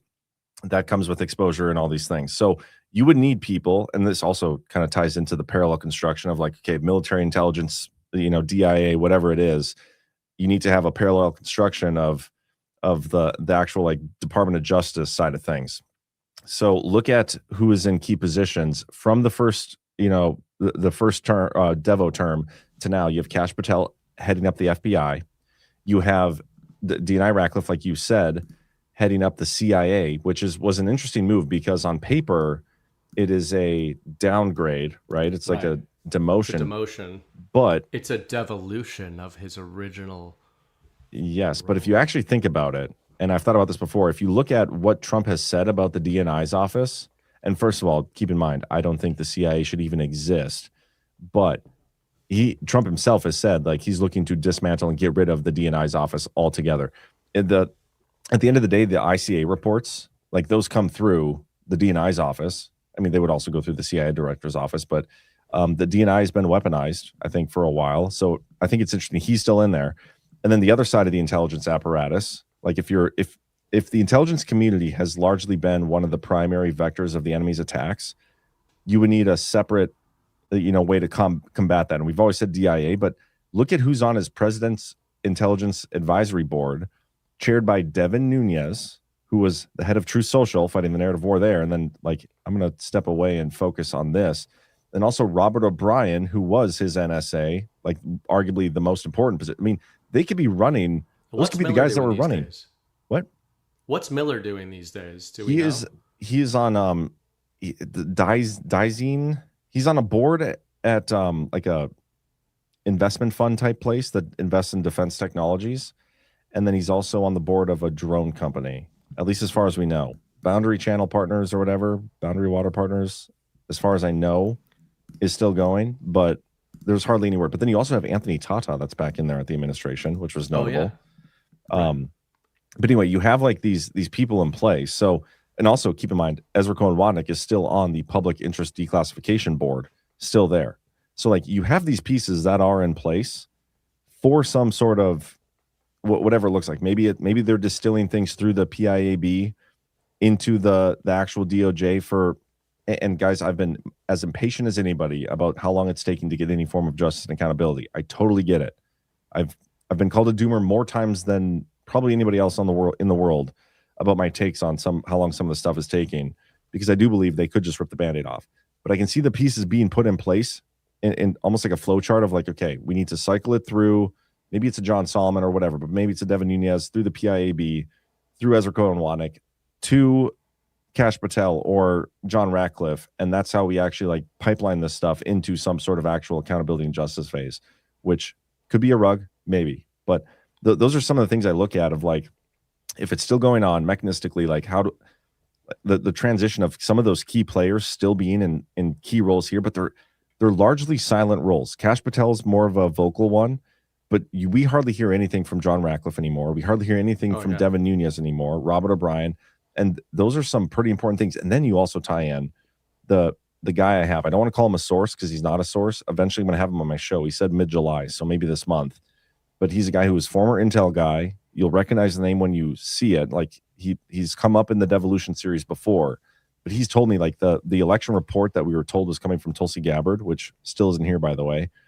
He said that is much more of a PIAB thing than it is a DNI thing. It's going to be very focused. I think he said it's going to be hard to deny. And what else I asked him? I asked him if it's going to change or spark any sort of change in like how we do elections. Right? Yeah. And he said he's not sure, maybe, and he doesn't know when it's coming. Mm-hmm. So, but I think there's something there. Yeah, and I think that the reason the personnel, I think as we kind of round toward ending, I think the personnel section is actually kind of the most interesting because it kind of fits in both worlds. It fits into both kind of readings. If you're thinking that there's a mechanistic, actual codified continuity of government situation still going on in the second term, even though Trump is the public-facing president this time, it would stand to reason that he has a COG team, combatant commanders. Hey, look at the military, right? We didn't even talk about that. How is Trump, going back to the presidential authority situation, one of the arguments that Congress or that the media and Congress deployed in concert earlier this year that I feel like they kind of abandoned. Remember when they were arguing that Trump was committing treason and basically had no authority to be doing what he's supposedly doing for real in Iran because he hasn't gone through Congress, he hasn't gone through traditional channels? They kind of backed off all of that. And like, because that war is still going on, right? It's back. Not only is it going on, it's going on even crazier than it's ever been going on. Well, and if you remember what Trump did, he's like, we've ended hostilities in Iran now, so but now they're restarts. Back. But the clock restarted because he said those words or whatever. So it's soccer rules, right? He's doing that soccer thing. Pretty much. He's pretty much just adding time to the play clock. So, but I think it's as interesting as I think it is the deployments the media makes against Trump's agenda, and we can find signal in it. sometimes it's as notable what they back off from. Because Yeah. sometimes I think they go in a certain door. They're like, look, we found him doing something. He's rascaling around in here. And then you feel like they get a tap on the shoulder from like somebody who is in the deeper game. And they're like, don't go in there. Because some of what we've talked about tonight is we do believe that Trump has these buttons he can press. He has these, and maybe sometimes the media backs off because they don't want him to press those buttons. So Yeah. they're like if they push hard enough on presidential authority to start fake wars, do they get into some squirrely territory where Trump starts telling everybody exactly what's going on and why he's doing what he's doing? But again, back to the personnel discussion. Well, On hold the on. military front, you'd To think touch on that, I think that's an interesting point because one of the things I've always talked about is like in order for Trump to have implemented something like devolution, he needs to have found something and considered an act of war. Like something had to happen. Trump had to interpret it as an act of war, which I think he was fully within his constitutional right to do. And then I always went back to that Campbell versus Clinton case, which was a case of the Clinton administration bombing a country. A senator sued him for the exact same reason that like they were saying Trump didn't have the authority to do this. They sued Clinton for the same thing. And they're like, well, it's up to the president. The president gets to decide like how to respond to things and how to do things. And so I think you're right. Like if you dig far enough down that rabbit hole, they could get to a point where they're like, oh yeah, so Trump could interpret anything as an act of war. Trump could, do whatever he wants here. Like, I think that's an such interesting as a stolen observation. election. Yeah, exactly. Yeah. Just as a macro, I think that's something we should keep in mind going forward as just a very broad-based thing. Do we see the media? And the only reason I say the media is not because, as you said earlier, you use it as data points. The media is the front-facing translation layer of the enemy apparatus. I don't think that the media always knows the guts of what they're deploying, right? Like they're kind of, some of them are probably operating on their own incentive structures, and the machine just knows what they're going to report on. They've got their sources within the intel communities, within the deep state, and within the insurgency that feed them intel. So somebody within the insurgency or the bad guys feeds intel into the media. That media personality doesn't even have to know that they're running a counterintelligence operation on the United States. Like they think that they're getting inside sources within the good guys, within the government. There are probably some of these media propagandists who actually think they are fighting an insurgency in the Trump administration, because that's what you would do if you're in intel and you're part of an insurgency and you have these media contacts that are very powerful or were very powerful in their narrative kind of amplification powers. You would convince them that you're trying to root out an insurgency, and you just go to the media figures who are already hook, line, and sinker. Orange man bad, he's a dictator. Like, I think sometimes we don't even consider that enough, that we're like, all the media is bad. It's like, well, a lot of the media is brainwashed true believers who think that they're the ones fighting a war against the evil, bad Trump administration. But I think that's a pattern to keep in mind going forward is, do we see them jump on something like a dog on a bone and then let go of it when Trump starts going in a certain direction? And, what pattern does that start to show? What sort of things would they be afraid of going toward? Well, it makes you wonder too, like, because kind of in line with what you're saying, there are probably some narratives and stories that they come up with themselves, right? Like they find something interesting or they want to attack Trump on a certain situation, so they'll do that. And maybe they get tapped on the shoulder and are like told, hey, stop or keep going. But there's also things that they probably do to seed narratives themselves, or like people will come to them to seed a narrative. And one thing I'm noticing is this election stuff. Like they are going super hard against Trump right now about what he's doing with the midterms. And they are scared of something coming. Or as Chris speculated last night a little bit, they want to do it themselves and they want to pin it at Trump's feet. Like the canceling of the elections, they want that so they can pin it at Trump's feet. But maybe they're afraid that he wants them to want that. There's like he could have them both ways, right? Well, that's what I was saying earlier. The best form of game theory, like the ideal on paper form of game theory in the Sun Tzu sense of the word, which Trump did name his book after and obviously reveres. Mm-hmm. The ultimate scenario is checkmate, right? Checkmate is the game theory final boss. It's the final state of a successful infinite player round of game theory, where you get the enemy into a position where they can make, of their own free will, several decisions, and that each of those decisions ensures their loss on a different timeline. That's that aspect of where we talk about control, right? Of a game theory reading, of saying maybe Trump doesn't have full control of what decision the enemy apparatus makes with something like the midterms or with elections. Yeah. But he does have control of where we go after they make that decision. Yeah. You know, and I hate and love talking about full control. And the reason I hate it is because everybody gets mad at me. But the reason I love it is because I like when everybody gets mad at me. That's weird. But the full control thing, like I'm not sure. Like I agree with everything you said there, but I still do believe that the enemy, there is a chance the enemy wins. Like there is, it's not fully We're not secure. in checkmate. We're not in checkmate right now. I think the enemy does have moves. I think there are still bad things that can happen. I think the enemy is actually very real. Like I do believe that, because if the enemy wasn't real, what's the point? We're going through all this stuff for the hell of it. If it is a full control situation, then what are we doing? They're the ones putting us through all this bad stuff. They're the ones making, like, there's, again, the moral questions. We've had these conversations so many times, but when it comes to like the midterms, man, there's gonna be some fun things coming up. I think with how they're freaking out and what Trump is doing, and he keeps pushing the ball further. Like if they're already seeding the narrative that Trump is going to potentially cancel the midterms and all these things, when Trump does issue some sort of national emergency with the elections, or he does cancel it, or all this election fraud exposed stuff comes out, and they're like already denying the authenticity of the evidence. It's just gonna be interesting to see how the normies and like everybody reacts to it. Like whatever it is, I don't care what it is. I think Trump is fully within his rights, and I think it needs to be something drastic. Like that's what it's going to take. It's going to be something shocking to like shock people awake, whether that's the evidence or whatever he does because of the evidence that comes out.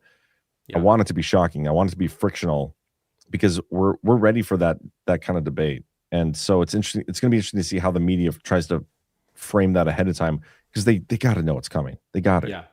Yeah. Well, it feels like they almost have it feels like they almost have PTSD. Like their posture. It's one of the things that always encourages me, even when things feel annoying, timelines feel annoying, etc., and like where people are at mentally feels annoying sometimes.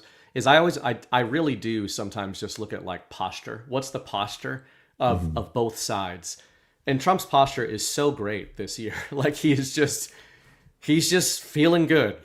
And that could mean he's not the guy we thought he was, but I don't think it does mean that.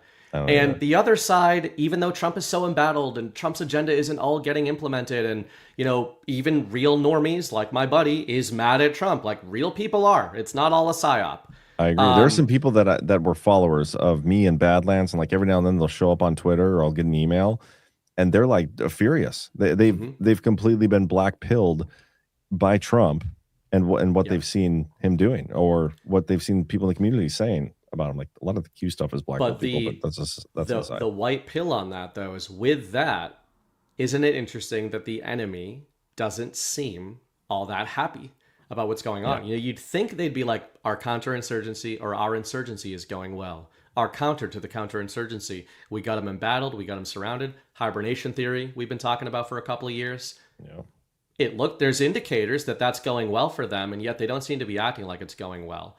The other thing I was going to say about the checkmate idea, to your point, I actually think we could both be right.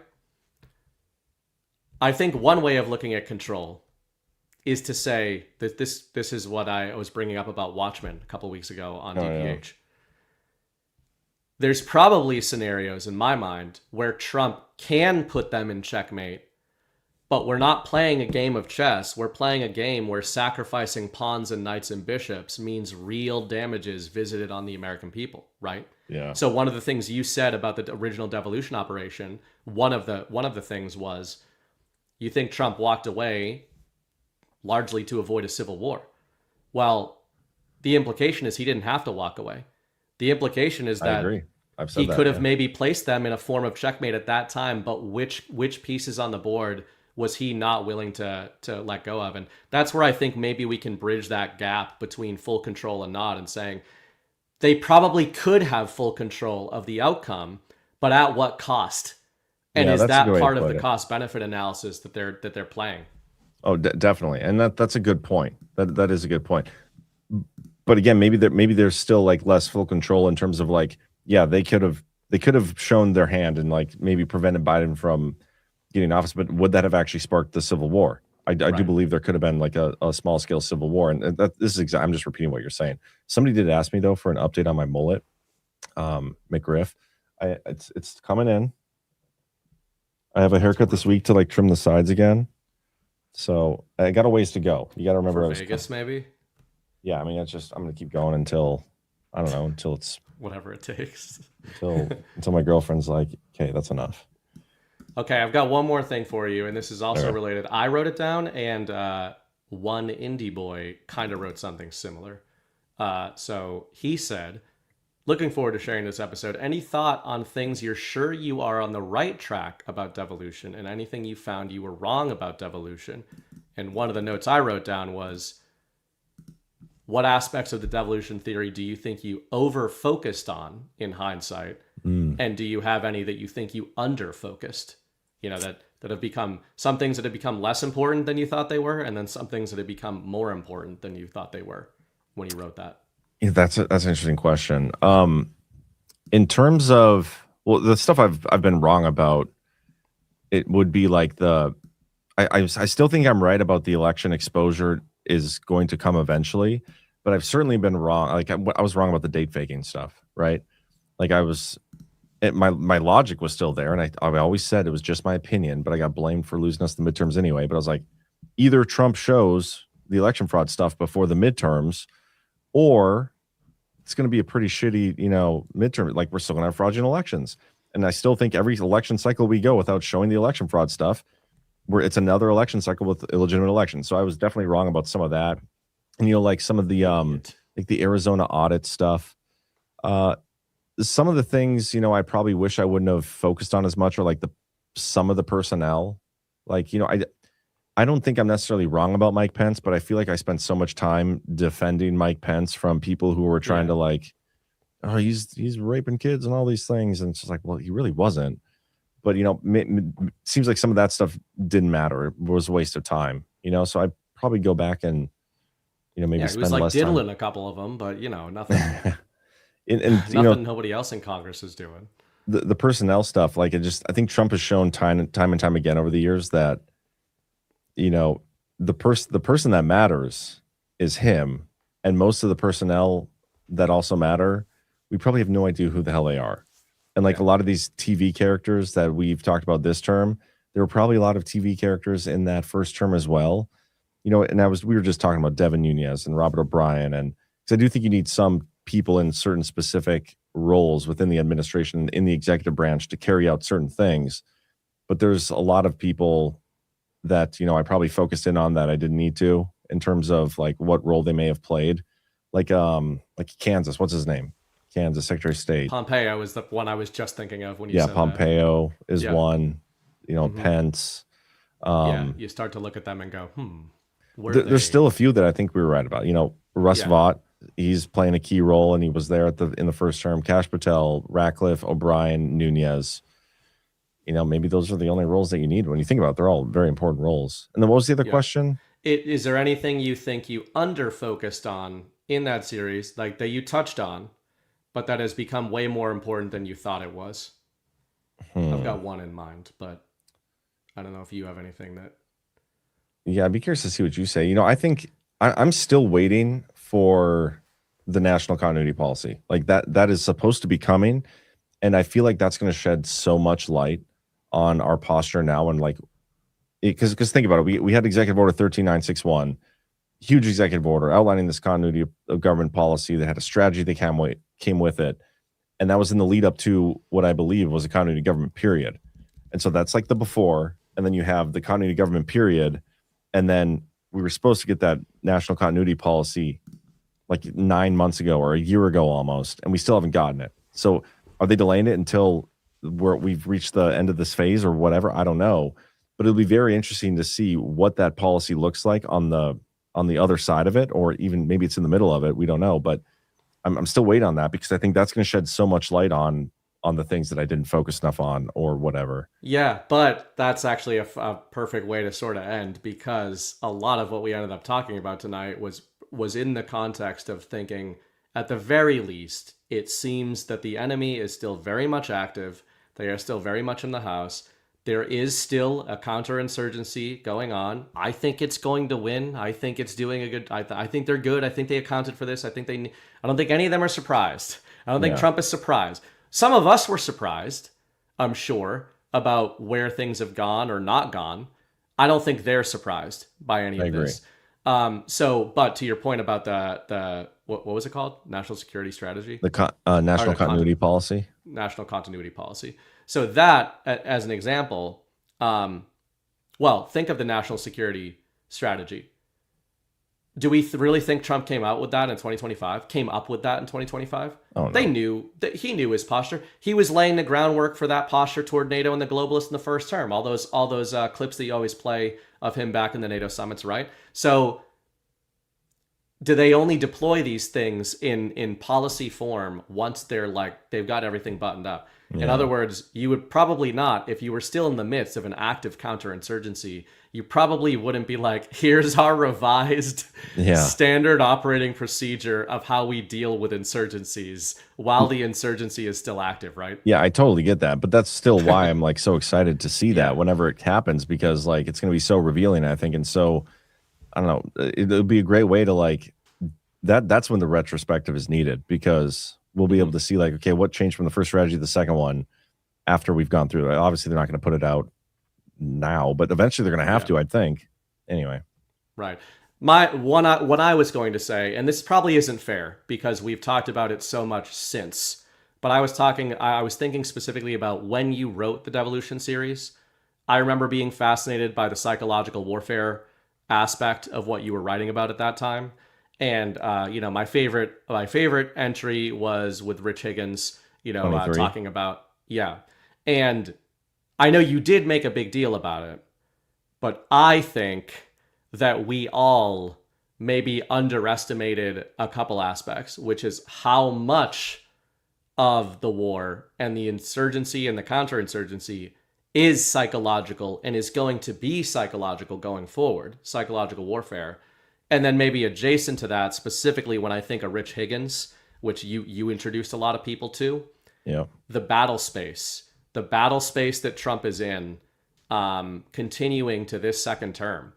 I think I, for one, at least at the time, thought the battle space was going to be in a different place from a psychological perspective than it is, which doesn't mean it's a bad thing. It just means, I think we're like, oh, there's also these psychological aspects to the operation. It's like, maybe that was kind of 90% of the operation, and the other stuff was details. I think I'm going to push back on that, because I mean, that article, I feel like I was one of the first ones to dive into the psychological warfare stuff, and I really set it up with part 22, and then led into part 23. So I gave like 2 articles, and I think those are 2 of my best articles, and I've been talking about it ever since. I maybe didn't write as much in the series because it was towards the end of the series, but I feel like and I'm not trying to like toot my horn or anything, but I feel like I was one of the first ones to talk about psychological warfare, Psy-War, the fourth PSYOP group, and all that stuff. I mean, I'm sure I wasn't the actual first one, but I was probably one of the first ones to like do a deep dive like that and get it to the forefront. I was definitely one of the first ones to write about the Rich Higgins memo and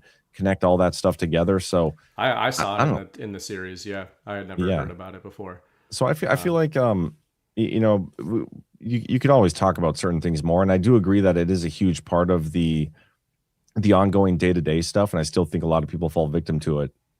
Psychological operations all the time. Like people in our audience have fallen victim to it and turned on us because of it. Like that happens. Right. So I see what you mean. Like we could have talked about it more, but also like the what devolution was, and when I wrote about it, and it was all about the mechanism, like showing why. Logically, what could there be out there to explain why Trump walked away, right? And while a lot of the day-to-day is narrative stuff, it's because there was this continuity government plan in place that he had put forth, and a lot of what happened after that was the psychological warfare to get people back on board, right? Like, to get the apathy back the other way and win the mandate, because that is ultimately the most important part. You know what? Maybe it wasn't even to win the mandate, but to keep the mandate, because I think he had the mandate in 2016 when he won. I think he had the mandate in 2020 when they stole the paper ballots from him. Whatever, he still had the mandate, and he had to keep that mandate, and if not, get more people on board with the mandate. Because at the end of the day, that's really the military. They can move the needle a lot of ways, but they can't like fabricate mandate. Like you can't create mandate out of nothing. You have to get people to give that mandate. It already exists. It's just where does it exist at, right? Does that make sense? Like everybody has a mandate given somewhere. It's just, is it given to your people? You can't create it out of thin air. Like you can't fake it. I mean, you can probably fake it, but the actual true mandate, which they are doing the things they're doing for and because of, they can't create it out of nothing. You can't engineer societal change, and this is part of where that's a my good way to mind say goes recently, is to say, and part of what I think Badlands, obviously Badlands ended up growing out of the Devolution series and all that, and what you were doing, and I think part of what that was a push. We've kind of been making it up as we go, right? Not just from a company perspective. I mean, of like, what are we doing? What's the mission? What are we all trying to do? And I think that's evolved over time, and maybe we can apply that a little bit to the counterinsurgency of saying, when you're talking about mandate, is it really just to reform the election system? Is it really just, or is it like, hey, we're trying to change American culture with this operation, and we need to handle that with care. And I agree with you. In terms of the psychological operations. You wrote about it a ton. I mean, it was obviously what struck me most about the Devolution series. I guess maybe in the context of tonight's discussion, and I think we've talked about it a ton over the years. I guess in the context of this discussion, when we are frustrated by things, it tends to be timelines and things like that. So that's why I was thinking, when you were originally writing that, were you thinking, hey, the psychological battle space is going to be in a different spot maybe than what ended up being, rather than how important it was. Yeah. And speaking of mandates, Lindsey Graham, rest in peace. Rest in peace, Lindsey Graham. And we'll see what's going on with the turtle senator coming up here soon. We got rugged. It wasn't the senator death we thought it was going to be. I'm sure we'll talk about that more the rest of the week. I did the whole Mitch McConnell thing. I got off the phone with Mitch McConnell, and he was just as surprised as the rest of us that Lindsey died first or whatever. It's so funny. Did you see CNN was sourcing a fake congressman for Mitch McConnell news today? No. Yeah. Little button before we get out of here. Where is it? This is from Headline USA. I've never heard of them, but oops, what the heck? These button presses are going terribly. CNN duped into running fake X post mocking its own analyst. CNN this morning cites parody account of fake Congressman Rep. Jack Kimball on list of quotes about Senator Mitch McConnell's health. You have a lot of Senate Republicans coming out. We're going to just show some on screen, Isaac, all saying, I talked to him for 20 minutes, I talked to him for 45 minutes.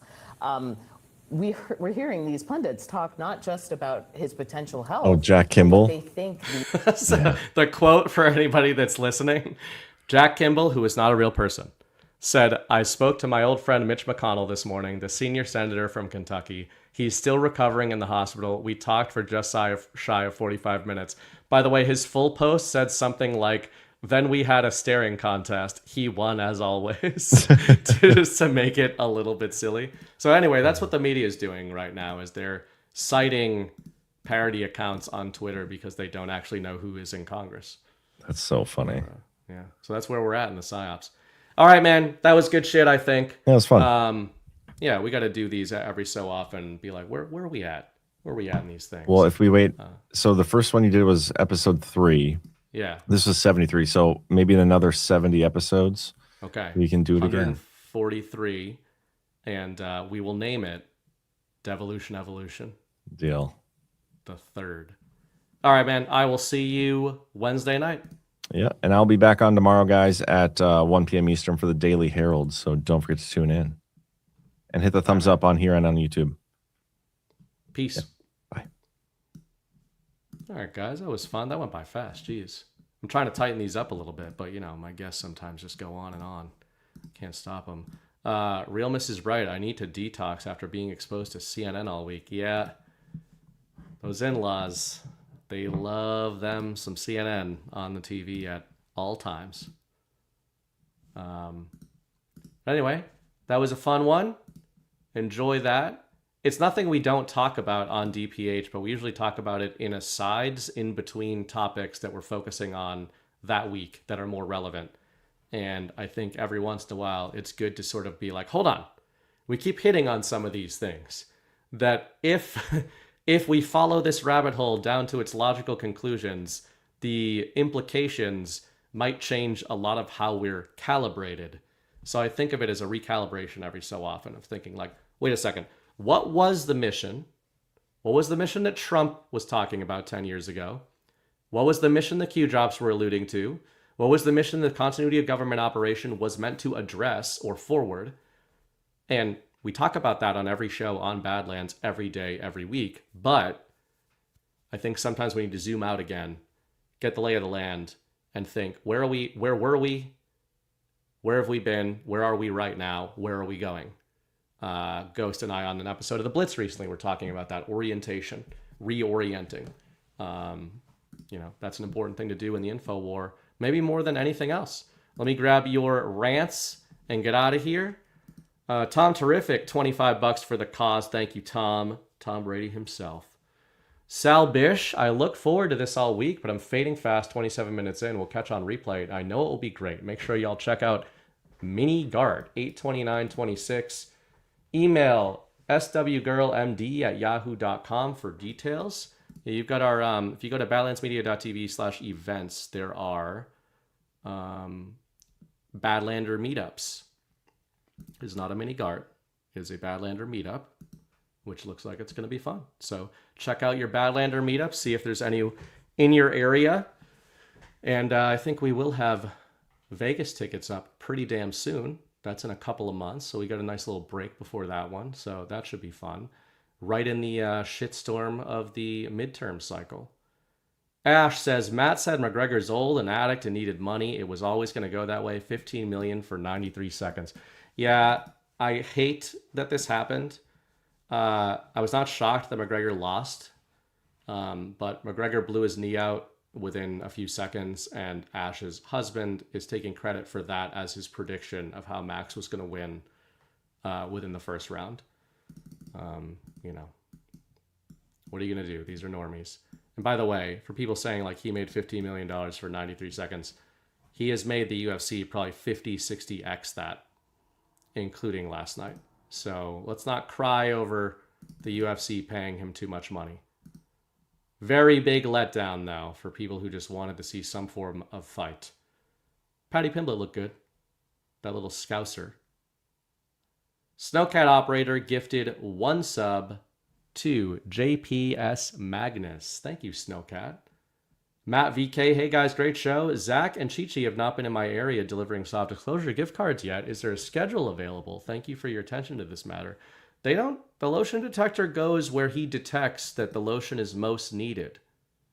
So that's, you know, let's not put pressure on the lotion detector for these things.